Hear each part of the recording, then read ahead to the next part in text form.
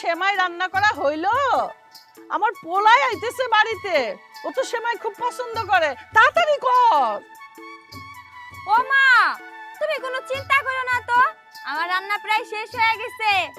এই যে আমি গরুর মাংস, খাসির মাংস, মুরগির মাংস সবই রান্না করছি, সাথে সাথে তোমার জামাইয়ের জন্য আমি ফিরনিও রান্না করছি। এত চিন্তা করো না, শরীর খারাপ হইব তোমার। আচ্ছা, খুব ভালো করছিস মা, আমার তো তর সইতেছে না। দেহ কে আইছে? আরে আমার বাজান। আসসালামু আলাইকুম আম্মা। ওয়ালাইকুম আসসালাম। থাক বাবা, হইছে আর সালাম করা লাগবো না। জানো বাবা, তোমারে দেখার জন্য না কলজাটা ছটফট করতেছিল, এই যে তোমারে দেখলাম আমার মনটা শান্তি হয়ে গেল। আম্মা, আপনার মতো শাশুড়ি যার আছে সে কি আর খারাপ থাকতে পারে?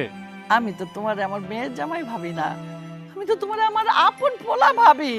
আম্মা, আমিও আপনাগো আমার আপন লোকই ভাবি। আপনারা ছাড়া এই দুনিয়া কে আছে কোন? কিন্তু আপা, তোরটা কিন্তু আমি কত আগেই কয়ে রাখি, আমি কিন্তু দুলাভের কাছে কিচ্ছুই চামু না।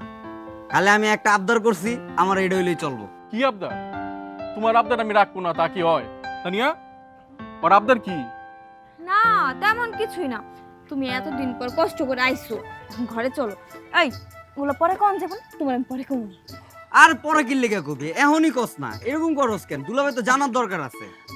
এই সারাই, তুই দুলাভাই কারে কস? হ্যাঁ, দুলাভাই কবি কেন?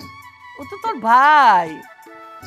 মা ঠিকই আর কইছো। তানিয়া, ওই জানোসই তো এলাকার অবস্থা তো ভালো না, লুটতরাজ হয়, ডাকাতি হয়, তো জামাই কি আনছে ক্যাশ টাকা যদি আইন না থাকে আমার দিতে কো, আমি আলমারিতে তুলে রাখি। হ আম্মা, এই 1 লাখ টাকাটা রাখেন। হ্যাঁ দাও বাবা, দাও। আমার কাছে থাকলে তো আবার খরচ হয়ে যেতে পারে।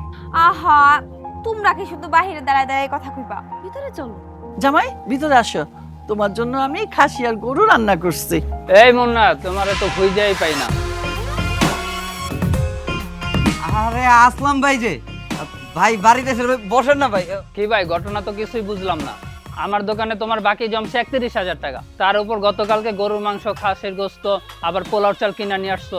আগের 31,000 আর গতকালকে 15,000, মোট 46,000 টাকা বাকি রয়ে গেছে। টাকা দাও না কেন? আর কতদিন বাকি খাইবা? ভাই থামেন না ভাই, আপনার টাকা তো কয় টাকা আর আমি দিয়ে দিব ভাই, আপনি বিশ্বাস করেন ভাই, আমি যেমনে পারি ভাই, আপনার টাকা আমি যেমনে পারি কালকের ভিতরে আমি দিয়ে দিব, 2-3 দিন খালি টাইম পাই। দূর মিয়া, এক কথা আর কতদিন কইবা? আচ্ছা ভাই, আপনি থামেন। আপনি কত টাকা বাকি হয়েছে? 46,000 টাকা, তাই তো? আম্মা, আমি যে 1 লাখ টাকাটা দিলাম, এখান থেকে 46,000 টাকা ওনাকে দিয়ে দেন তো। এইটা তুমি কেমন কথা কইলা? মানে তুমি 1 লাখ টাকা দিছো, সেখান থেকে টাকা চাইতেছো? তোমার নিজের কাছে তো আরো টাকা আছে, ওইখান থেকে দিতে পারো না? ও আচ্ছা, আমার ভুলে গেছেন। আচ্ছা ঠিক আছে ভাই, আপনার 46,000 টাকা আমি দিয়ে দিতেছি। আমি ব্যাংক থেকে কালকে উঠে টাকাটা দিব। তার আগে আপনি এই ঘড়িটা আর চেনটা এটা আপনি নিয়ে যান, কালকে ব্যাংক থেকে উঠেই আমি দিয়ে দিব। ঠিক আছে ভাই? চলো বাবা, আমি তোমার আজকে নিজের হাতে খাওয়াই দেবো। আসো।